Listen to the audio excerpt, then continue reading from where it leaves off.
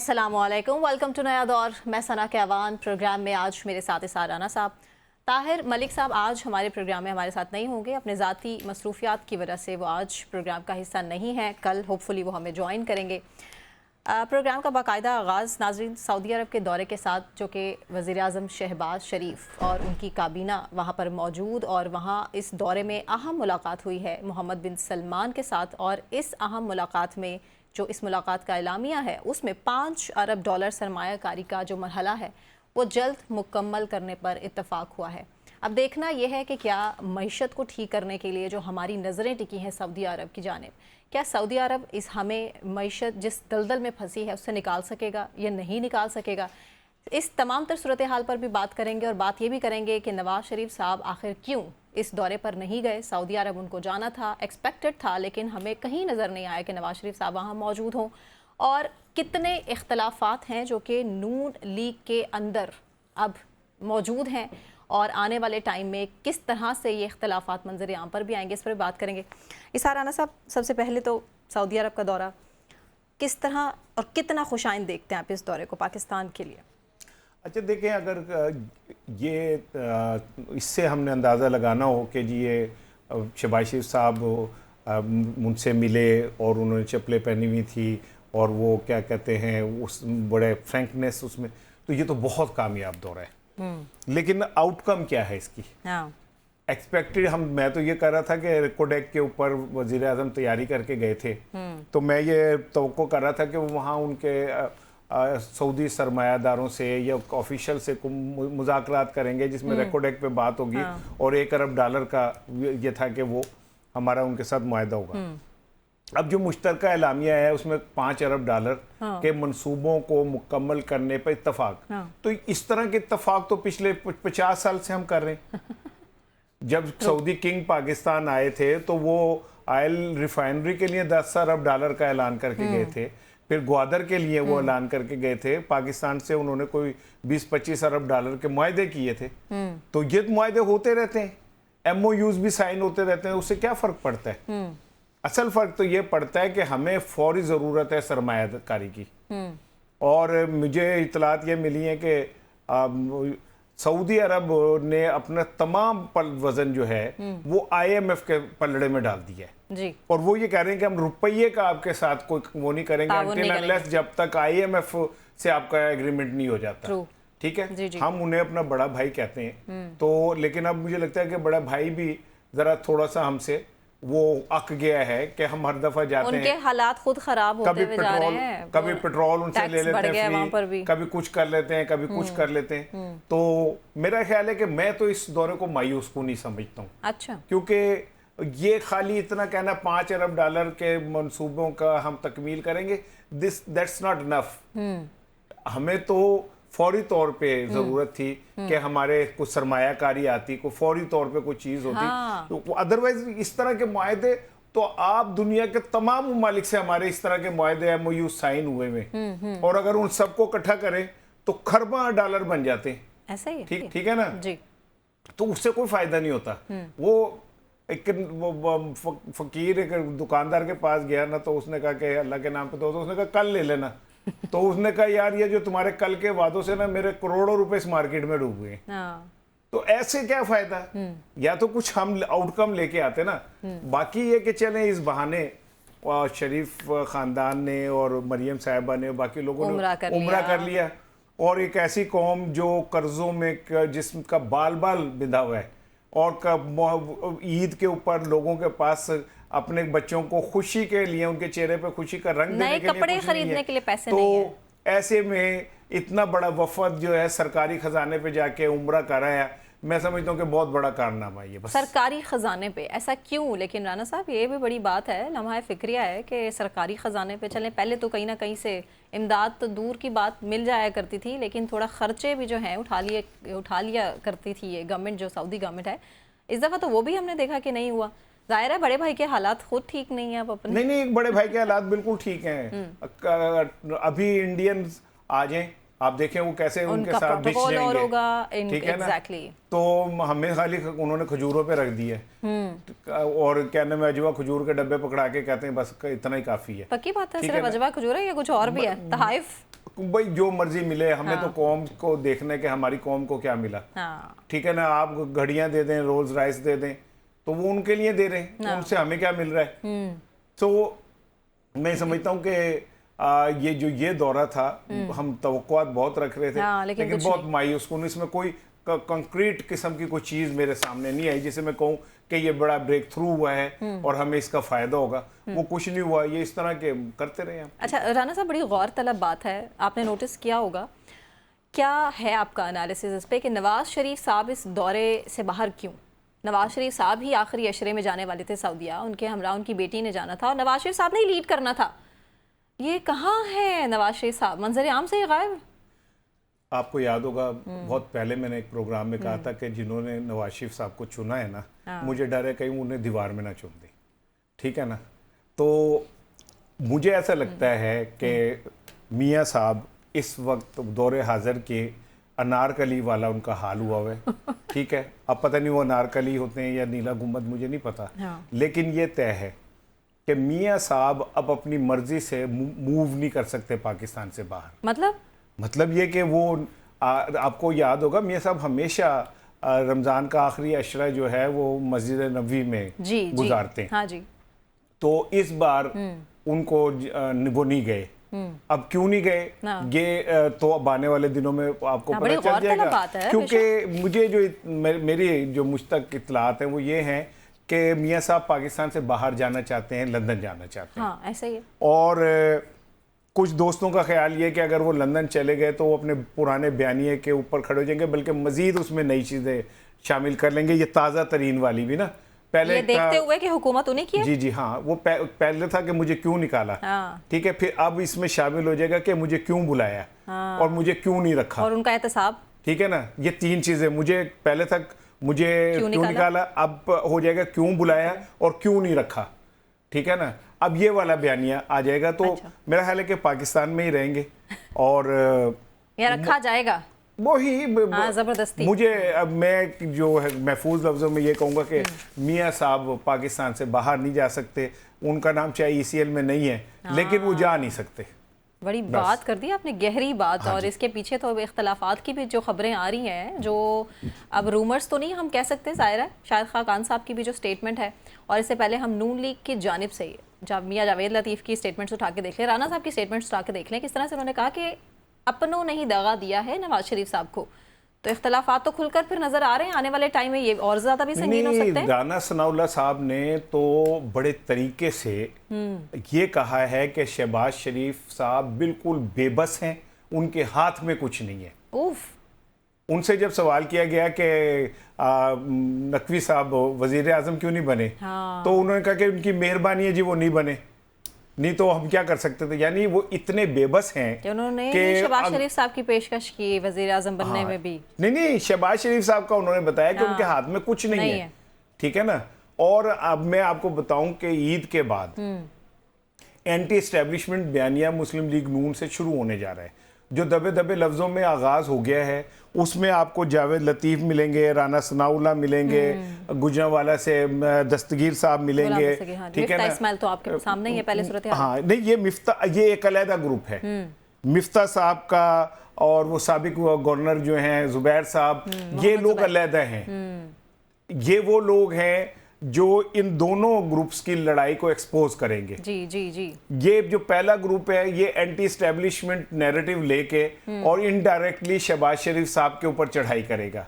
ठीक है, वो ये ग्रुप ये कह रहा है कि जी शहबाज शरीफ साहब को हुकूमत मजबूरन लेनी पड़ी क्योंकि हमारे पास और कोई ऑप्शन नहीं था, क्योंकि इमरान खान ने हुकूमत लेने से इनकार कर दिया था। ठीक है, अभी बल्कि वो पिछले 3-4 दिन पहले भी एक जुबैर साहब ने किसी ने कहा कि ये PTI को हुकूमत लेनी चाहिए थी और उनको हुकूमत बनानी चाहिए थी। लेकिन मेरा सवाल ये है कि वो कैसे बना सकते थे जब आप उन्हें आज तक तो तस्लीम कर नहीं रहे।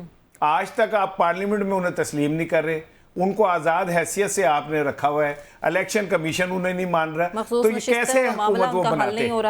आपने खुद सियासी रास्ते खोटे कर लिए। और अब इस वक्त मियां नवाज शरीफ और शहबाज शरीफ और मरियम साहिबा एक बंद गली के अंदर पहुंच गए जी, जो आगे से बंद है और अंधेरी भी है। ठीक है, अब इनके पास ना परफॉर्मेंस है, ना इनके पास अब माजी का कोई लेगेसी है, ना इनके पास अब कोई झूठ बेचने का, ख्वाब बेचने का कोई और धंधा है। अवाम में एक्सपोज हो चुके हैं, लिहाजा अब ये इस एक बंद गली में जहां से फ्रस्ट्रेशन शुरू होगी, और वो मियां साहब की फ्रस्ट्रेशन शुरू हो चुकी है नवाज शरीफ साहब की। वो अब आने वाले कुछ दिनों में ईद के बाद आप देखिएगा कि वो बोलते नजर आएंगे दबे दबे लफ्जों में, और जो बाकी लोग हैं जैसे जावेद लतीफ है, राना सनाउल्लाह है, गुलाम दस्तगीर, वो उनके साहबजादे दस्तगीर साहब के नाम, वो ये सारे बोलते नजर आएंगे आपको। और एक नया शहबाज शरीफ के खिलाफ मुहाज जो है वो आपको वजूद में आता नजर आएगा। देखिए ना, अब साद रफीक साहब को ऑफर हुई थी कि आप मुशीर बन जाएं जी, उन्होंने इनकार कर दिया। यानी इस वक्त मुस्लिम लीग का कोई भी कदावर आदमी इनके साथ खड़ा होने को तैयार नहीं है। इसहाक डार साहब को आपने वजीर खजाना नहीं बनाया, एक कह रहे हो सकता है कि आने वाले टाइम में बन भी जाए, हो सकने तो कुछ भी हो सकता है, हो सकता है को तो मोहसिन नकवी साहब भी वजीर आजम बन सकते हैं, होने को क्या है, सब पॉसिबिलिटीज मौजूद हैं, आने वाले दिनों में आप देख लीजिएगा। अच्छा, जो आपको याद होगा कुछ अर्से पहले सियासी मुबस्सिरीन ये कहते नजर आ रहे थे, इलेक्शन से पहले 8 फरवरी के दिन से पहले ही कह रहे थे कि ये नवाज शरीफ साहब जल्द कहेंगे कि मुझे क्यों बुलाया। तो ये देखें, सूरत हाल तो हमारे सामने है। फैसल वाडा साहब की प्रेडिक्शन भी कि ये हुकूमत ज्यादा देर चलने वाली नहीं है। देखिए, तो जब चीजें इतनी क्लियर थी तो नवाज शरीफ साहब को खुद कैसे नहीं पता था? अच्छा, नहीं, वैसे फैसल वाडा साहब से कोई खुद पूछे कि अगर ये हुकूमत नहीं चलने वाली तो आप किस लिए गए पार्लियामेंट में? आप अगर ये चलने वाली नहीं तो आप ऐसी बस में क्यों सवार हो गए? उन्होंने तो ये भी कहा था कि आजाद उम्मीदवार पीपल्स पार्टी में चले जाएंगे, नून लीग में चले जाएंगे, ऐसा नहीं हुआ ना? हाँ, मैं बहरहाल, अच्छा अब देखिए, मैं आपको एक बात बताऊं, जब नवाज शरीफ साहब तशरीफ लाए थे तो ये वाकई इस्टेब्लिशमेंट उनके साथ खड़ी थी। और क्या ये बात गलत है कि नवाज शरीफ साहब को हर तरह का मौका फराहम किया गया, खुला मैदान दिया गया, उनके मुखालिफ को उनकी ख्वाहिशात के मुताबिक सजाएं भी दिलवा दी गई, नाहल भी कर दिया गया, जेल भी भेज दिया गया, तो पीटीआई को के दरवाजे भी बंद कर दिए गए, बदतरीन उनके वर्कर्स के साथ सलूक भी हो गया, लेकिन अवाम नवाज शरीफ के साथ नहीं खड़ी थी। अब जब नहीं खड़ी थी और अनएक्सपेक्टेडली जो कैलकुलेशन थी वो ये थी कि इतना कुछ पीटीआई के खिलाफ हो गया है, इनके वर्कर पंजाब में नहीं निकलेंगे और नून लीग के वर्कर छाए होंगे और छाए होंगे, वन साइडेड इलेक्शन हो जाएगा। लेकिन अवाम ने पाकिस्तान की हिस्ट्री में पहली दफा वोट का इनकलाब लेके आया। मैं समझता हूँ ये पहली दफा पाकिस्तान की हिस्ट्री में हुआ कि वोट का इनकलाब, सोशल मीडिया टेक्नोलॉजी के जरिए, वो जिस तरह भी हुआ, खाली सोशल मीडिया आम रेडी पे पता ही नहीं था कि कौन से इंतखाबी निशान है। रेडी पे काम वाला खड़ा होने वाले को तो सोशल मीडिया एक्सेस नहीं है ना। ये खाली सोशल मीडिया हो सकता है पढ़े लिखे लोगों में कुछ एक खास क्लास में चल रहा हो, लेकिन जो लोग रेडी पे काम करते हैं, डोर टू डोर कैंपेन भी बहुत चलाई लोगों ने, वो लोग वो थे जो ये समझते थे कि ये सारा कुछ गलत हो रहा है। ठीक है, जब रिजल्ट आया और अनएक्सपेक्टेडली मियां साहब भी दोनों हलकों से हार गए, तो वहां से एस्टेब्लिशमेंट का रवैया बदला कि भाई तुम्हें सब कुछ तो दे दिया, इसके बावजूद तुम कुछ नहीं कर सके। अब तुम ये एक्सपेक्ट तो ना करो ना कि हम बिल्कुल ही पिटे हुए मोहरे के ऊपर सारा लगा देंगे। शहबाज शरीफ इज बेटर चॉइस कि वो अच्छे आदमी हैं, किसी बात पे वो नहीं करते, लड़ते नहीं, ये नहीं करते, नहीं करते। इसी सेट के ऊपर जब ज़ियाउल-हक साहब के साहबजादे का मैं इंटरव्यू कर रहा था तो उन्होंने ये कहा था, वो काफ़ी करीब हैं ताकतवर कॉरिडोर्स के, तो उन्होंने कहा था कि जब दूल्हा बहुत ज़्यादा वो करने लग जाए ना फरमाइशें कि मैंने BMW लेनी है, मुझे हेलीकॉप्टर ले दो, तो फिर अमूमन ये होता है लड़की वाले अगर तगड़े हो तो वो कहते हैं कि फिर अब कोई और लड़का देख लेते हैं जो क्रोला कार पे भी मान जाए और जनाब अली हमारा वो भी हो जाए। तो वही हुआ है। अब मियां साहब के पास हैव नो ऑप्शन अब सिवाय इसके कि वो फ्रस्ट्रेशन में उनके इर्द गिर्द जो लोग हैं वो एक नया नैरेटिव लेकर। अच्छा राना साहब, शहबाज शरीफ साहब अच्छी ऑप्शन है, इससे पहले इस्टेब्लिशमेंट के हलकों में भी जाहिर है उनकी ज़्यादा सुनी जाती रही है, ज़्यादा मानी जाती रही है, और यही कहा जाता रहा है कि नून लीग के बहुत गहरे ताल्लुकात हैं सऊदी अरब के साथ, उनकी गवर्नमेंट के साथ। तो अगर नून लीग इक़्तिदार में आ जाती है तो फिर पाकिस्तान के मसाइल का हल निकल सकता है, क्योंकि मईशत की बहाली के लिए कहीं ना कहीं तो हम सऊदी अरब की तरफ देखते हैं।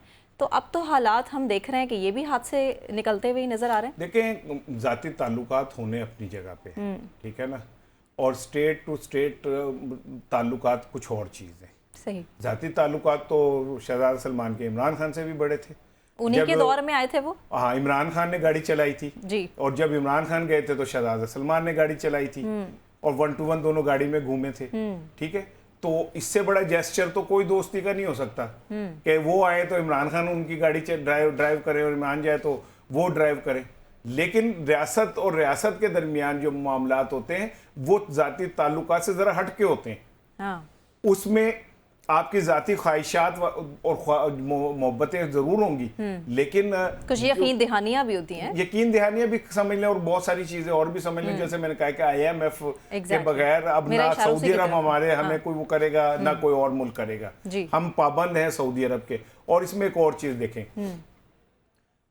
जब हम बार बार ये कहते हैं कि अमेरिका की गुलामी, अब मैं इसकी एक छोटी सी मिसाल देता हूँ। आपके वजीर खजाना का कल बयान है, आज बल्कि अखबारात में छपा है। उन्होंने कहा कि हमारी जो शरह नमू है ना वो डॉलर से जुड़ी हुई है। अगर डॉलर नहीं होगा तो हमारी शरह नमू भी नहीं होगी। तो और गुलामी किस चीज का नाम है? हम डॉलर के गुलाम हो गए ना। जी जी जी। कि हम डॉलर के पाबंद हैं कि अगर वो है तो हम मुल्क तरक्की करेगा, ग्रोथ रेट हमारा बढ़ जाएगा। अगर वो नहीं है तो नहीं करेगा। पूरी दुनिया में कॉन्सेप्ट बदल रहे, डॉलर के खिलाफ मामला बदल रहे हैं। ठीक है ना, 4-4, 5-5 मुल्क के अपनी करेंसी बना रहे हैं। ठीक है, जैसे यूरोप इकट्ठा हुआ और उन्होंने यूरो निकाल दिया। ठीक है, जिन साउथ अफ्रीका और 3-4 मुल्क मिलके अपनी करेंसी बना रहे हैं। ठीक है, भुट्टो साहब ने भी किसी दौर में ऐसा ख्वाब देखा था जिसकी उन्हें सजा मिली। ठीक है, सो मैं ये समझता हूँ कि जो कौमें डॉलर की मोहताज हो गई वो तबाह हो गई और हम उससे निकल नहीं पा रहे। उसकी रीजन क्या है कि क्यों ये ऐसा होता है? हमारे तमाम ताकतवर जो लोग हैं वो डॉलर पे बेस करते हैं। उनके कारोबार, उनके लेन देन, उनके जायदादें, उनके बच्चों की बाहर पढ़ाइयाँ, उनके बच्चों का फ्यूचर सब डॉलर से मुंसलिक है। अपने पाँव पे खड़ा कैसे होना है इसकी तो कभी सोच आई नहीं, ये उनका प्रॉब्लम नहीं है ना। हाँ। ये उनका प्रॉब्लम नहीं है ना। हाँ। कि उनके जो पाँव पे खड़ा होना, उनके बच्चे तो खड़े बाहर। आप जरा देखें, एक सर्वे तो कराएं किसी दिन। ये जितने ताकतवर लोग हैं जरा इनके बच्चों को चेक करें कि कहाँ पे हैं। हाँ, ट्रू। एक भी पाकिस्तान में नहीं मिलेगा आपको। पाकिस्तान के आम शहरियों से कोई ताल्लुक नहीं है इनका। हम डॉलर के अगर गुलाम हो जाएंगे और अगर कोई बंदा एक इमरान खान जैसा ये कह देगा कि जनाब अली एब्सोल्युटली नॉट, तो फिर उसे सजा भुगतनी पड़ेगी। तो उसने बेसिकली अमेरिका के इस रीजन के ऊपर जो गलबे की ख्वाहिश थी ना उसको रोकने की कोशिश की थी। ठीक है, उस ड्रोन अटैक नहीं होने दिए, उसने अड्डे नहीं दिए अपने। तो ये तो नहीं कबूल हो सकता अमेरिका जो हमें भीख दे रहा है हम उसके सामने खड़े हो जाएं। तो ये तो होना था, पहले भी हुआ है, अब फिर हो रहा है। लेकिन सवाल ये कि अगर यही होना है और हमने डॉलर के ही गुलाम रहना है तो फिर हम किस बात की दावा करते हैं कि हम आज़ाद हैं, खुद मुख्तार हैं, हम ये हैं, क्या हैं हम, हमारे पास क्या है फिर? ठीक है, यहाँ पे रेमंड डेविस जो है वो बंदे मारता है, फिर उसको रिस्क्यू करने के लिए जो अमेरिकी एम्बेसी की गाड़ी आती है वो 2 बंदे नीचे कुचल देती है। ठीक है, और फिर हम उसे प्रोटोकॉल के साथ अमेरिका वापस भेजते हैं। अमेरिका यहाँ से यूसुफ रमजी को उठाता है, इमल कासी को उठाता है, हमारी बेटी को उठाता है। ठीक है, वो ले जाता है और हमारी बेटी के साथ बदतरीन टॉर्चर करता है। ये कभी हिस्ट्री लिखेगी आफिया सिद्दीकी के डॉक्टर आफिया के साथ क्या हुआ। हम क्या किया हमने? हम कुछ हम रसाई नहीं कर सकते उस तक। यहाँ पे एक बंदा है जिसने अपनी बीवी का गर्दन काटी और उससे फुटबॉल खेलता रहा। ठीक है ना, बड़ा मशहूर केस है। अमरीकियों ने 3 दिन पहले उससे मुलाकात की है जेल में जाके। ठीक है, क्योंकि वो अमरीकी शहरी है। हम जो अपनी बेटी से नहीं मिल सकते आफिया से, हमारे पास एक्सेस नहीं है, हमारी रसाई नहीं है। वो यहाँ के हमारे कातिलों से भी मिल सकते हैं, उन्हें लेके भी जा सकते हैं। तो और गुलामी किस चीज का नाम है कि आप फैशन के तौर पे कहते रहे कि हम आजाद हैं, हम खुद मुख्तार हैं। तो भाई ये सब मैं आपको जो बता रहा हूँ इससे बढ़ के और क्या चीज हो सकती है? अच्छा राना साहब, मरियम नवाज साहिबा भी जाहिर है इस दौरे पर हैं, CM पंजाब। आप उनके इस दौरे को स्पेसिफिकली कितना खुशाइंद देखते हैं? बहुत खुशाइंद है। देखे ना, पहली दफा सरकारी उन्होंने नहीं, मेरा ख्याल पहले भी सरकारी प्रोटोकॉल वो तो जाती रही है ना, जाहिर है उनके घर के शाही खानदान के साथ। हाँ। नहीं, हमारा भी शाही खानदान है, खाली वो सऊदी अरब का नहीं, हमारा भी शाही खानदान है। और वो उनका हक है, ठीक है ना। तो मैं ये समझता हूँ कि ये कोई नहीं, हाँ पहली दफा ये जरूर हुआ कि वो एक कैबिनेट के साथ बतौर सीएम के साथ गए, खुद के तौर पे गए, एक प्रोटोकॉल उन्हें डिफरेंट मिला, एक उनके तजर्बे में और एक्सपोजर में इजाफा हुआ। तो ये जरा जरूर है कि उन्हें एक नया तजर्बा मिला। अदरवाइज फिर मैं वहीं पे खड़ा हूँ कि मुझे तो भाई ये बताएं कि हम क्या लेके आए हैं, बस खत्म हो गई। अगर आप कुछ लेके आए हैं कौम के लिए तो बहुत अच्छी बात है, अगर नहीं लेके आए तो इस भूखी नंगी कौम जो बेचारी भूखी मर रही है उसके पैसों पे अगर आपने 30-40 लोगों ने उम्रा कर लिया तो बड़ी अच्छी बात है, कर लें। तसल्लियाँ लेकर आया, फिलहाल तो बात करेंगे आगे भी। और शाहिद खाकान अब्बासी साहब जो है एक नई सियासी जमात बनाने की तरफ इशारे दे रहे हैं। इसके अलावा लीग में किस तरह से इख्तलाफात आने वाले टाइम में ज़्यादा बढ़ सकते हैं, इस पर भी बात, लेकिन एक ब्रेक के बाद हमारे साथ रहिए।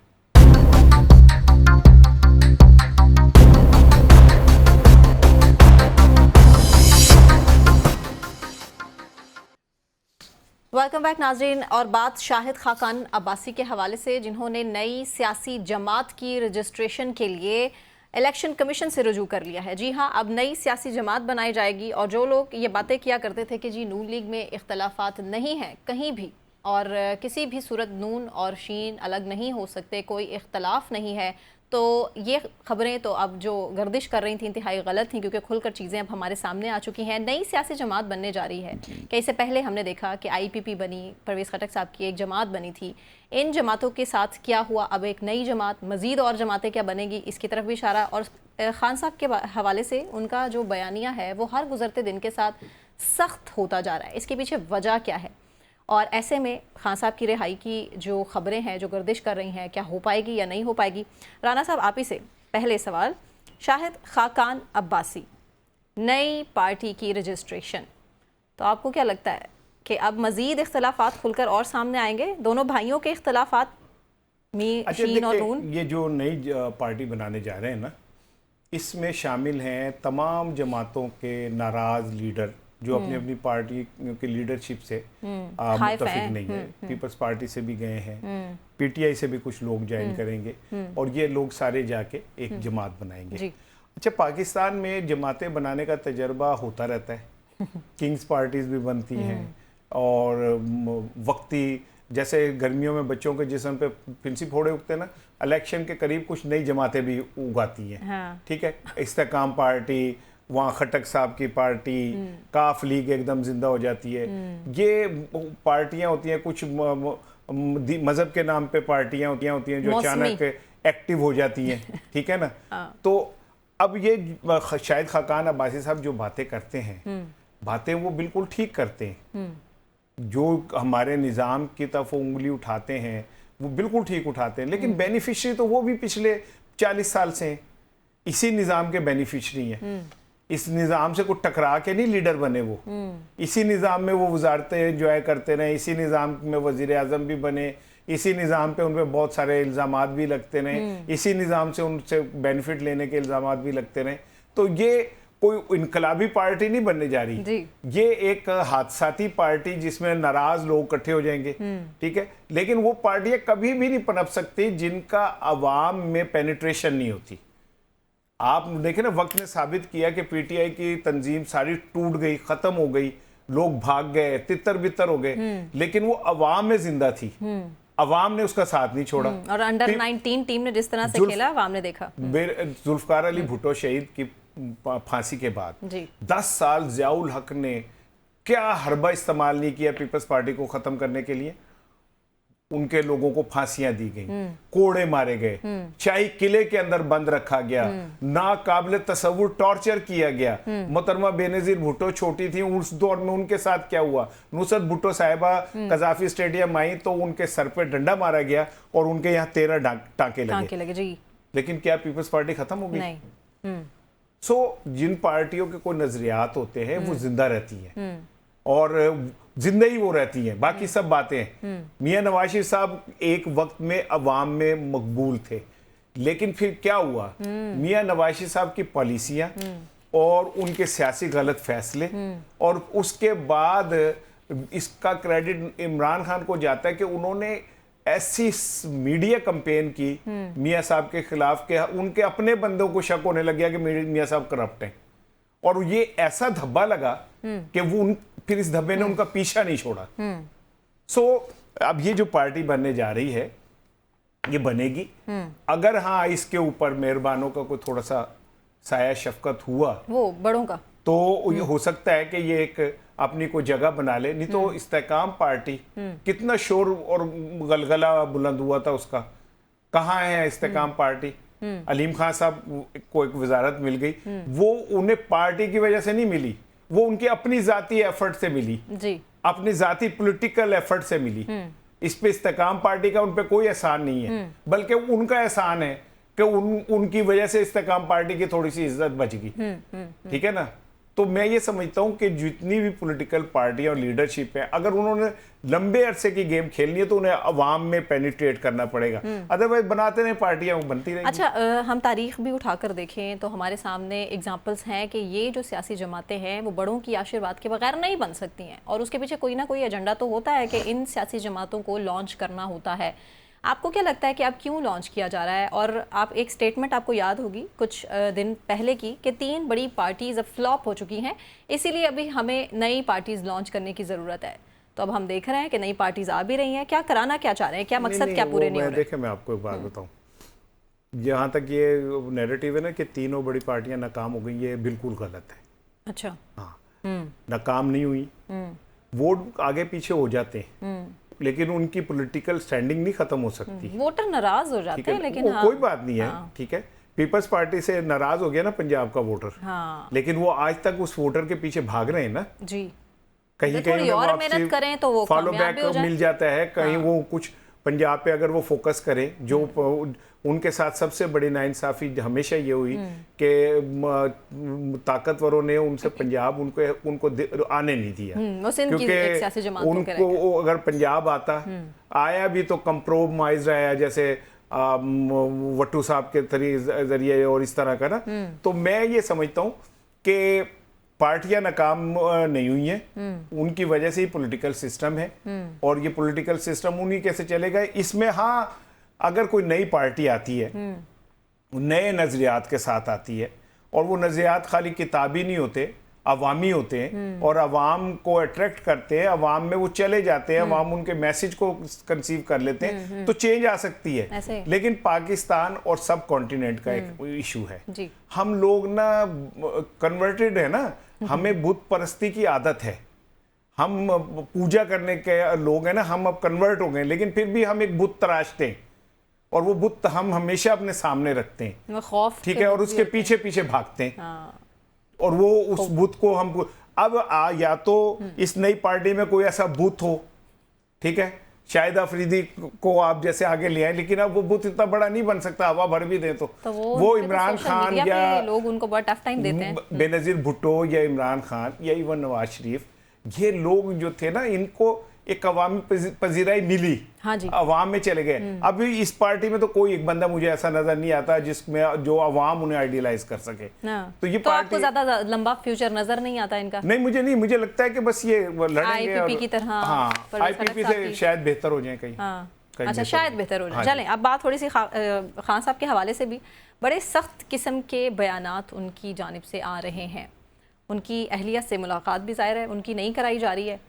तो ऐसे में कि इमरान खान साहब बानी पीटीआई की रिहाई जल्दी मुतवक्के है, जिसकी स्ट्रगल कर रहे हैं उनके जो पीटीआई लॉयर्स हैं और उनकी बहन हैं, और ऑब्वियसली इस हवाले से प्रोटेस्ट भी किए जा रहे हैं, और ईद के बाद ज़्यादा संगीन शक्ल ये इख्तियार कर जाएगा एहतजाज भी। तो इस सारे चीज़ में खान साहब को थोड़ा तहम्मुल नहीं करना चाहिए? आपको क्या लगता है? देखिए, एक तो मैं आपको एस्टैब्लिशमेंट मुखालिफ इतना सख्त बयानिया, खान साहब को जिन केसेस में सजा हुई है ना, वो तो जब अदालतों में जाएंगे तो वो इतने कमजोर हैं कि वो वैसे उड़ के रह जाएंगे। ठीक है ना, वो तो उड़ के रह जाएंगे। ठीक है, अगर ईद के बाद 3 केसेस है ना उन पे, ठीक है, साइफर वाला है, तोशा खाना वाला और अल कादरिया ट्रस्ट का, और एक इद्दत वाला है, ठीक है ना, ये 4 केसेस हैं। और जो कानूनी माहिरीन है उनका ये कहना है कि ये बड़े कमजोर केसेस हैं, ये उड़ जाएंगे। अब सवाल ये कि फिर अगर उड़ जाएंगे तो इमरान खान जो लहजा अपना रहे हैं, जो आप सवाल को क्यों कर रहे हैं, एक बात समझ लें आप, पाकिस्तान में मुझे बड़े दुख के साथ कहना पड़ रहा है, अदलिया इतनी ताकतवर और आज़ाद नहीं है कि वो खुद अपनी मर्जी से कुछ फैसले कर सके। वो तो 6 जजेस के जो खत है उसमें हर चीज मेंशन है ना। अच्छा, अब उसमें इमरान खान साहब जो लहजा अपना रहे हैं उसकी रीजन है कि जिन लीडर जो लीडर बाहर है ना, ये वो लीडर हैं जिनके मुतालिक तवक्को ये की जा रही थी कि वो इमरान खान के बयानिए के साथ खड़े होंगे। कहाँ गया पिछले कई माह, एक माह से आपने फॉर्म 45-47 का जिक्र सुना है? हाँ जी, खत्म हो गया ना। आपने वोटों की चोरी का वावेला सुना है? मैंडेट सुना चोरी, है? हाँ। खत्म हो गया। खत्म हो गया। कहाँ सुन रहे हैं आप? रीजन क्या है कि जो हम इमरान खान साहब को ये लगता है कि जो लीडरशिप बाहर मौजूद है उनमें से बहुत सारी कंप्रोमाइज हो गई है। उन्होंने फिर अब एक ऐसा खौफनाक बयान दिया है कि या तो आप इसके साथ खड़े होंगे या इसके साथ नहीं खड़े होंगे। ठीक है ना। ये बाहर की लीडरशिप के लिए एक उन्होंने इम्तिहान क्रिएट किया है। अच्छा। कि या तो आप इमरान खान के इस बयानिए के साथ खड़े हो या नहीं खड़े हो, तो दूध का दूध पानी का पानी हो जाएगा। अच्छा। तो अब तीसरी बात ये कि इमरान खान को समहाउ मेरा ख्याल है कि वो जो गेम खेल रहे हैं वो दूसरी गेम है, वो बड़ी लंबी असाब की गेम है। अच्छा। और उसमें तख्त या तख्ता ही होता है, तो वो गेम खेल रहे हैं। सो उन्हें कोई ये नहीं है कि अब देखें ना, जब उनसे सवाल किया गया चीफ जस्टिस साहब के मुतालिक, तो उन्होंने चीफ जस्टिस साहब के मुतालिक कोई लफ्ज नहीं कहा, खामोशी इख्तियार की कि जी दुनिया देख रही है और ये और वो। सो वो उनकी लड़ाई ही मसला ही कुछ और है एस्टैब्लिशमेंट के साथ। ठीक है ना। और वो मसला मेरी ज़ाती राय और ख्वाहिश है कि ये मसला हल होना चाहिए और कहीं ना कहीं हमें रास्ता निकालना चाहिए। पाकिस्तान से मोहब्बत का तकाजा ये कि हमें कोई रास्ता निकालना चाहिए। लेकिन आपको नहीं लगता कि आसिफ अली जरदारी साहब सदर पाकिस्तान ये बड़ा आसानी से रास्ता निकाल सकते हैं? मुफाहमत के बादशाह तो उन्हीं को कहा जाता है सियासत में। लेकिन वो असल बात यह कि देखें, जरदारी साहब की सबसे बड़ी खूबी जो है ना, वो उनकी फ्लेक्सिबिलिटी है जी। नून लीग के खिलाफ हम साफी बोलते हैं, जब मौका मिलता है वो हमारी ऐसी की तैसी फेर देते। ठीक है। कभी आपने जरदारी साहब का सुना है, पीपल्स पार्टी का सुना है कि उन्होंने किसी साफी के साथ कोई हाथ किया हो? कभी नहीं करेंगे वो। ठीक है ना, क्योंकि उनमें डेप्थ बड़ी है। और मेरा ये यकीन है, मेरा ये गुमान है कि इमरान खान साहब के तमाम तर बातों के बावजूद भी पीपल्स पार्टी अपने डेमोक्रेटिक नॉर्म्स के साथ खड़ी रहती है। और ये वक्त है कि वो ये साबित भी करें कि हाँ, हम में फ्लेक्सिबिलिटी बहुत ज़्यादा है। देखें ना, एतजाज हसन उनमें बैठ के क्या नहीं कहते, सियासत को कुर्बान करना शायद इसी को कहते हैं। सदर साहब का तकाजा भी यही है कि वो अलवी साहब ने भी तो माजी में कोशिश की थी ना, लेकिन वो तो उन्होंने बाजवा साहब को और इमरान खान की मुलाकातें भी करवाई थी। तो सदर का मनसब ऐसा है कि जो दोनों को काबिल कबूल होता है, तो बेहतरी है कि कोई दरमियान का रास्ता निकला है, तो कोई बुराई की बात नहीं है। अच्छा, मिफ्ता इस्माइल साहब के हवाले से भी खबरें हैं कुछ कि वो भी अपनी पार्टी बनाने जा रहे हैं अलग से? नहीं, वो इनके साथ ही होंगे। अच्छा। मिफ्ता साहब और ये और कुछ और लोग हैं, ये वही लोग हैं सारे जो नाराज हो गए और नाराज होके बैठ गए। देखे ना, तो कोशिश क्यों नहीं की गई इनको मनाने की? ये तो बड़ा $1 मिलियन क्वेश्चन है। ये क्योंकि ये अब क्योंकि बड़ों की कुछ मर्जी कुछ और थी कि इनसे ही कुछ और काम लिए जाएंगे, इसीलिए उनको पार्टी में लेकर नहीं जाया गया। ऐसा नहीं है। देखिए, ये मुस्लिम लीग नून का कल्चर है कि वो इतने बॉदर नहीं करते। अच्छा। हाँ। और चौधरी निसार साहब की एग्जांपल हमारे चौधरी निसार, जावेद हाशमी, और खुद ये शाहिद खाकान अब्बासी, अब मिफ्ता इस्माइल साहब के खिलाफ तो इसहाक डार खुद कैंपेन करते रहे। सहाफियों को वो यहाँ तक कहते रहे कि ये ट्वीट करें, ये ट्वीट करें, ये ट्वीट करें। ठीक है ना, तो मिफ्ता साहब के खिलाफ। तो ये खानदान जो है ना, ये अपनी प्रॉपर्टी समझता है नून लीग को कि हमारी प्रॉपर्टी है और इसके राइट्स सिर्फ हमारे पास हैं और इसमें हम किसी को फ्रेंचाइज दे ही नहीं सकते। तो ये उस फिर आपके सामने आ जाती है। पीपल्स पार्टी पीटीआई का कल्चर देख लें आप। हाँ जी। वो उनके ना इमरान खान के सारे रिश्तेदार आते, ठीक है, ना जरदारी साहब के या भुट्टो खानदान के आते। ठीक है, जो लोग सियासत में हैं उनको मिलता है मौका, लेकिन वजीर आला सिंध कोई होता है, गवर्नर कोई होता है, वुज़रा कोई होते हैं, इधर पीटीआई में भी इसी तरह है। लेकिन जब आप आते हैं ना मुस्लिम लीग नून में, तो वो वजीर नवाज शरीफ साहब होंगे, फिर शहबाज शरीफ साहब होंगे, फिर मरियम साहब होंगे, फिर हमजा साहब होंगे, फिर इसाक डार साहब होंगे, ठीक है ना, ये अपनी फैमिली, या फिर फैमिली से जुड़े हुए लोग समझी, ठीक है ना, इस तरह के लोग। तो ये पार्टियों का जो पॉलिटिकल कल्चर है ये उनकी सियासत मेंटेलिटी को शो करता है, उनके डेमोक्रेटिक नॉर्म्स को शो करता है। सो मिफ्ता साहब हो या शाहिद खाकान अब्बासी हो, ये सब मिलकर एक अपनी कैंपेन में जाएंगे, एक नई पार्टी बनाएंगे, ईद के बाद वो उसका ऐलान भी कर देंगे। ठीक है राना साहब, और अगर बात तहरीक इंसाफ की सख्ती के हवाले से तो कहीं कम होती नज़र नहीं आ रही, मखसूस नशिस्तों का मामला ही हल होने को नहीं आ रहा। अब चेयरमैन और डिप्टी चेयरमैन सेनेट का से जो रिलेटेड है, इलेक्शन कमीशन को कहा गया जी कि रोक दें, ऐसा ना करवाएं, लेकिन सूरत हाल हमने देखा कि ये जो इस्तदा है वो भी मुस्तरद कर दी गई। तो आने वाले टाइम में कहीं से कुछ जो है वो नरमी तहरीक इंसाफ के लिए नहीं है। अच्छा नहीं, एक चीज आप देखें, कॉम्प्रोमाइज करने के लिए तहरीक इंसाफ भी तैयार सोशल नहीं है। मीडिया पे एहतजाज करेंगे। सोशल मीडिया पे छोटी छोटी खबरें चल रही हैं कि 9 मई के केसेस में बहुत सारे लोग रिहा हो गए, हाँ, और घर पहुंच गए, ठीक है ना। सो पीटीआई और रियासत में सिर्फ 9 मई बीच में दीवार है, ठीक है। तो उससे जुड़े हुए लोग जो हैं वो ईद से पहले बहुत सारे लोग रिहा हुए हैं, घरों को चले गए, हाँ जी। ठीक है। फवाद चौधरी साहब भी किस तरह से गए, उनके बड़े इमोशनल क्लिप्स थे। फवाद चौधरी साहब का भी देखे ना कि फवाद चौधरी साहब के साथ जो कुछ भी हुआ, जिस तरह के उनके ऊपर मुकदमात बनाए गए, जिस तरह उनको रखा गया, उनका जुर्म कोई और था, सजा उन्हें किसी और उसमें मिल रही थी। उनका जुर्म ये था कि तमाम तर दबाव के बावजूद भी वो इमरान खान से अपनी मोहब्बत और पीटीआई से अपनी मोहब्बत नहीं तोड़ सके थे। पहले बीच में कहीं उन्होंने कॉम्प्रोमाइज कर लिया था, लेकिन फिर उसके बाद वो दोबारा से होता है, पता क्या है, वो दाड़ दर्द वाली ते जिंद आशिकां दी कि आवाम क्या कड़िया बिना नहीं चैन पैंदा। वो होता ही है कि जब आप पे बहुत प्रेशर आता है, पॉलिटिशियन है, तो थोड़ा सा आप लचक का मुजाहरा करते हैं, पॉलिटिशियन है तो ऑब्वियसली हाँ, वही विकेट तेज हो, गीली हो, आगे से थॉमसन लिली लगाओ, होल्डिंग लगाओ, ठीक है ना, क्लार्क लगाओ, तो फिर आप कुछ गेंदे डक भी कर देते हैं, बैठ जाते हैं, छोड़ देते हैं, लेफ्ट कर देते हैं, लेकिन क्रीज पे रहते हैं। हाँ। तो मैं समझता हूँ कि फवाद चौधरी साहब की रिहाई भी एक बड़ा पॉजिटिव साइन है, और मेरा ख्याल है कि उन्होंने अगर ये थोड़ी सी की भी थी गलती, तो उसके उन्होंने प्रायश्चित कहते हैं ना हिंदी में, परवेज इलाही साहब का देख लेना, अब उनकी तो हालत है वैसे ही ठीक नहीं है। देखें, परवेज इलाही साहब का जहाँ तक मामला है, तो अभी आज शायद चौधरी शुजात साहब की फैमिली ने प्रेस कॉन्फ्रेंस की है, और उसमें उन्होंने सालिक साहब और इनके ऊपर बड़ी तनकीद की है कि इन लोगों ने जो कुछ किया है बहुत गलत किया, और जिस तरह ये जीते हैं 2 नंबरी करके, इस पे भी उन्होंने खुल के बात की, और उन्होंने अपना वजन सारा परवेज इलाही के खाते में डाल दिया। जी, तो ये एक खानदान के अंदर भी एक बहुत बड़ी चेंज है कि चौधरी शुजात साहब के जो हम रिश्तेदार हैं, वो बहनें, वो भी परवेज इलाही साहब के साथ खड़े।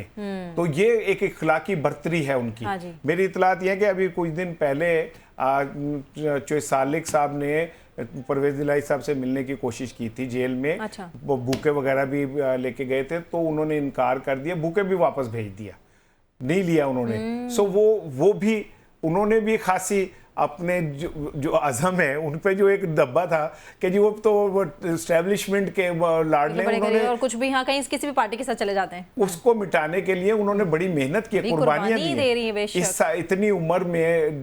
देखें, चाहे आप ये कहें ना कि जी उनको तो जिस कमरे में है वहाँ पर चरपाई भी बेहतरीन है, वॉशरूम भी, और भाई जिस लेवल के ये लोग हैं ना, कैद ही कैद, उनके लिए ये बहुत बड़ी सजा है जी।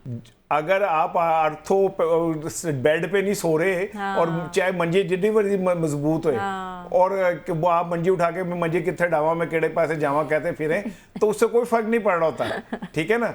तो उन्होंने भी बड़ी कीमत चुकाई है, और उन्होंने भी साबित किया कि भाई वो खड़े हैं, और वो इमरान खान के साथ खड़े, बहुत बड़ी बात है। अच्छा, मुझे इस पे जल्दी से आपका कमेंट चाहिए। Chief justice Peshawar high court ने कहा कि मैंने अपने फैसलों की जो कीमत है बड़ी मुश्किल से चुकाई है, बड़ी मुश्किल कीमत चुकानी पड़ी है अपने फैसलों की। भाई वो क्या, आप इश्क तो सर ही मांगता है मियाँ, इश्क पे करबला का साया है। तो आपने अगर अपने उस पर खड़ा होना है, असूलों पे, अगर आपने इंसाफ करना है, तो फिर एंथ्रेक्स पाउडर भी आएंगे। धमकियां भी रेशमा, आएंगी, गुलशाद सारा भी कुछ भी होंगी। आएंगे, ठीक है ना। तो इन्हीं हालात में ही तो इंसाफ करना जो अल्लाह के हम वो सबसे ज्यादा काबिल कबूल होता है, ठीक पसंदीदा है। और अमल उन्होंने है। ये कहा भी है कि अगर मैंने किसी के साथ ऐसा किया तो मैं अपने अल्लाह के यहाँ पाऊं। जवाब अगर ये सारी चीज हमारे तमाम जुडिशरी के अंदर पैदा हो जाए तो किस चीज की कमी ये है, जुर्रत और ये हिम्मत, ठीक है ना। तो अगर आवाम का एक साथ- जज ये कहता है कि अगर मैंने किसी के साथ ज्यादती की है तो मैं अल्लाह के यहाँ पाऊंगा, तो इतना अगर वो कंफर्म बिलीव है उसका, तो अगर ये हमारी जुडिशरी में हो तो कौन सी क्या बात है। अगर आप अपने पैरों पे खड़े हो, जुडिशरी पाकिस्तान की सबसे बड़ी ताकत है प्रैक्टिकली, अगर वो साबित मुस्कुरा ही करें। सकती हूँ बस नहीं, जब वो करने पे आते हैं तो क्या नहीं कर देते, क्या नहीं कर देते। जब उन्होंने कुछ करना हो। सो मैं ये समझता हूँ कि ये हमारी जुडिशरी को भी सोचना होगा। ठीक, मुझे ब्रेक अनाउंस करनी है साहब, कंटिन्यू यहीं से करेंगे और बात महंगाई के हवाले से भी करेंगे कि 50 साला बुलंद तरीन पर पहुंच चुकी है पाकिस्तान में महंगाई, और महंगाई ख़त्म करने का तोड़ नहीं है इस हुकूमत के पास। बात कि कैसे ये महंगाई ख़त्म होगी, मैशत ठीक कैसे होगी, एक ब्रेक के बाद हमारे साथ रहिए।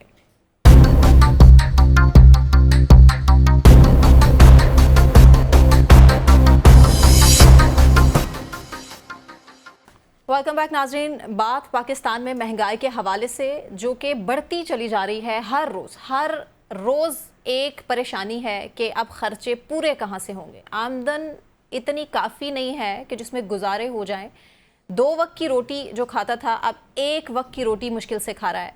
और ईद है, रमज़ान का इख्तिताम है, किस तरह ईद पर बच्चों को नए कपड़े लेकर देने हैं, इस पर तो बात ही नहीं हुई ना, क्योंकि बिजली, गैस, इनके बिल, पानी के बिल्स इतने ज़्यादा हैं कि वो कैसे अदा किए जाएंगे, सिर्फ ये सोचा जा रहा है। ट्रांसपोर्ट की तो बात ही ना करें, पेट्रोल इतना महंगा 290, और मज़ीद आने वाले टाइम में जी हमें ये और खुशखबरी कह लीजिए क्या ही है ये हुकूमत की जानिब से कि जो सुना दी जाएगी कि जी मज़ीद पेट्रोल महंगा हो गया है, क्योंकि कुछ फ़ायदे अवाम की मुफाद में किए जाते हैं, उनके लिए किए जाते हैं, लेकिन कहीं ना कहीं से राना साहब हमें वो मुफाद नज़र नहीं आता। अवाम के मुफाद में ये फ़ैसले, लेकिन हमारा इसमें कहीं दूर दूर तक मुफाद नहीं। क्या किस किस्म की स्ट्रैटेजी है ये? बात यह है कि ना, अगर मेरे हाथ में कोई ऐसा निज़ाम हो ना, मैं सिर्फ ये करूं कि ये जितने भी फैसला साज है ना, इनको सिर्फ 2-2 दिन के लिए आप किसी गरीब के घर में ज़बरदस्ती कैद कर दें और इनसे कहें कि आप अब 2 दिन जिंदा रह के दिखाएं, ठीक है ना। आप हैरान हो जाएंगी। हमारी बदकिस्मती देखें जी। सर्दियों में हमें सर्दी से मुकाबला करने के लिए अब एनर्जी की ज़रूरत होती है, गैस की ज़रूरत होती है। गैस इतनी महंगी है कि अगर आप उसको एक छोटा सा हीटर अगर आप गैस का कर लें, जो गैस आती है 2 घंटे 3 घंटे के लिए, तो उसका बिल इतना आएगा कि आप अपनी तनख्वाह का 80% उसमें दे दें। अब आ जाती हैं गर्मियाँ। गर्मियों में आपको पंखे चलाने हैं, एक आम घर की बात कर रहा हूँ, मुतवसत घर में एक आधा एसी भी चलेगा, इतना बिल आ जाएगा कि आपका किचन, आपकी सारा इकोनॉमी खत्म हो जाएगी और वो एक बिल आपको देना दुश्वार हो जाएगा। अच्छा, अब ये इस अंदाजा करें कि जो इस रवा साल में महंगाई है 26% बढ़ी है। हाँ जी, ठीक है। 50% जो एनर्जी की कीमतें हैं वो बढ़ी हैं। गैस, बिजली, पानी, गैस, पानी, सुई गैस, ये वो। ऐसे में कैसे आपकी इंडस्ट्री ग्रो कर सकती है? अगर फर्ज करें कि आप IMF से आपको $8 अरब मिल भी जाते हैं, आप हैरान होंगे सुन के कि $3 अरब की तो एक्सपोर्ट हमारी नीचे चली गई है। तो आपका फायदा क्या हुआ? 5 अरब ना मिलते, वो 3 अरब की एक्सपोर्ट चल रही होती है, तो $3 अरब आ रहे होते ना आपके पास। आपकी 3 अरब की एक्सपोर्ट खत्म हो गई। फिर आगे सुन लें कि आप 5 अरब की तो दालें मंगाते हैं बाहर से, 5 अरब का आप ईडेबल ऑयल मंगाते हैं बाहर से, ठीक है। $10 अरब तो आप सिर्फ दालों और घी पे, वो मुल्क जिसको आप कहते हैं कि ये एक ज़राई मुल्क है, वो अपनी दालें तक बाहर से मंगा रहे हैं, घी और ईडेबल ऑयल जो है वो बाहर से मंगा रहे हैं आप, और आपकी जो वो है एक्सपोर्ट वो नीचे से नीचे चली गई है। और बलूचिस्तान होने के बावजूद गैस की सूरत हाल आपके सामने है। अब कैसे फिजिबल हो गए ये सारा? हमारे जो ऊपर बैठे लोग हैं वो नहीं सोच रहे। उनके लिए मसला है इमरान खान को कैसे अंदर करना है, कैसे सज़ा देनी है, नवाज शरीफ को ज़ीरो करना है, नवाज शरीफ ने इमरान खान को करना है, एहतजाज में लोगों को पकड़ना धकड़ना कैसे है, हम वहीं खड़े में। कोई ये नहीं सोच रहा कि हमारे आने वाले दिनों में हमारा क्या बनेगा। इंडिया ने 1000 से ज़्यादा डैम बनाए हैं, और 1000 नहीं, तकरीबन कुछ 7-8 हज़ार, मुझे एग्जैक्ट फिगर इस टाइम याद नहीं आ रहा, ठीक है ना। हाँ। हम एक डैम नहीं बना सकते, और हमारा पानी इन्होंने रोक लिया। हाँ।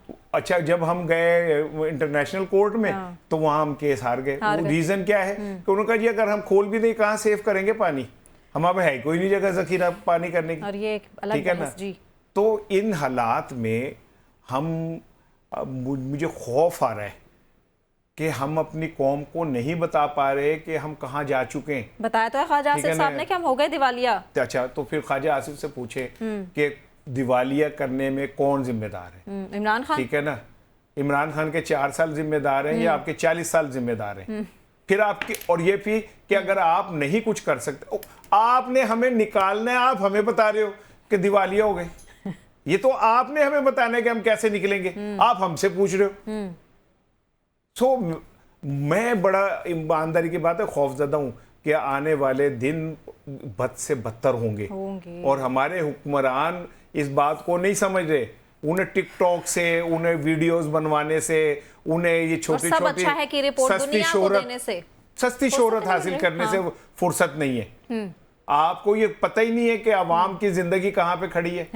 एक दिन आप जाएं, जाके किसी कच्ची आबादी में आप घूम के आ जाएं, चले वो तो बहुत हाइल वाई है ना, आप चली जाएं आपका दम घुट जाएगा। ठीक है, तो क्या वो पाकिस्तानी नहीं?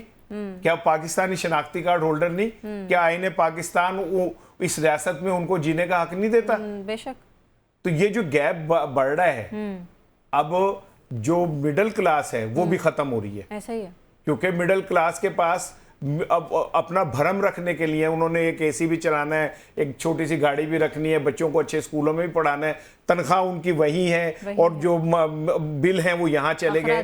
तो वो आहिस्ता आहिस्ता 1.25 करोड़ लोग गुर्बत, खते गुर्बत से गिरे। हाँ, नीचे वर्ल्ड बैंक की जो रिपोर्ट है, 80 लाख लोग अभी की रिपोर्ट है कि बेरोजगार हो गए हैं। और इससे बड़ी सुन लें, मुझे अब समझ आई कि शहबाज साहब वजीर आजम क्यों हैं। वो टेक्निकली देखा जाए तो वो सही तर्जुमान है हमारे, क्योंकि एक रिपोर्ट के मुताबिक 3 करोड़ पाकिस्तानी भिखारी हैं, भीख मांगते हैं, जो बेगर्स हैं। तो 3 करोड़ एक सर्वे में पढ़ रहा था।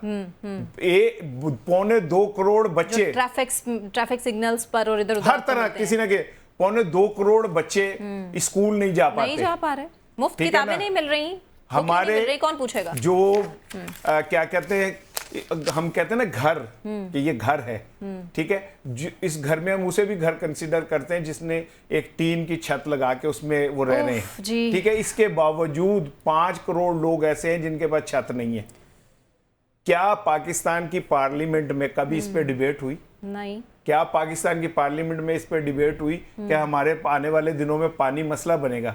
2 महीने पहले इस्लामाबाद में पानी की राशनिंग हुई है, ठीक है। क्या हमने कभी पार्लियामेंट में डिबेट की कि हमारे नौजवानों का मुस्तकबिल क्या है? हम भिखारियों की एक फौज जो है वो तैयार करके फ्यूचर में फेंक रहे हैं। हाँ जी। तो अनवारुल हक काकर साहब जब वजीर आजम थे, हमारे एक्स प्राइम मिनिस्टर, तो उनसे सवाल किया था एक सहाफ़ी ने कि बहुत ब्रेन ड्रेन बढ़ता चला जा रहा है और मुल्क छोड़कर जा रहे हैं लोग, हमारा जो जितना टैलेंट है वो अपना मुल्क छोड़कर बाहर जाए। तो उन्होंने कहा सो व्हाट? हाँ, तो उन्होंने ठीक कहा ना, भाई उन्हें इससे क्या है, उनका तो कुछ नहीं जाता। मेरे प्यारे मुझसे बिछड़ेंगे, वो इस मुल्क का हिस्सा नहीं है। ठीक है, मेरी सुन लेना, मेरे प्यारे मुझसे बिछड़ेंगे, मेरा बेटा जाएगा बाहर मुल्क, इस मुल्क को छोड़ के कमाने के लिए, मैं जाऊंगा अपने बच्चों को यहाँ छोड़ के मुल्क को कमाने के लिए। उनका क्या जा रहा है? सफर मेरी बेटी करेगी, सफर मेरा बेटा करेगा, सफर मेरी बीवी करेगी, या सफर एक माँ करेगी, या सफर एक बहन करेगी।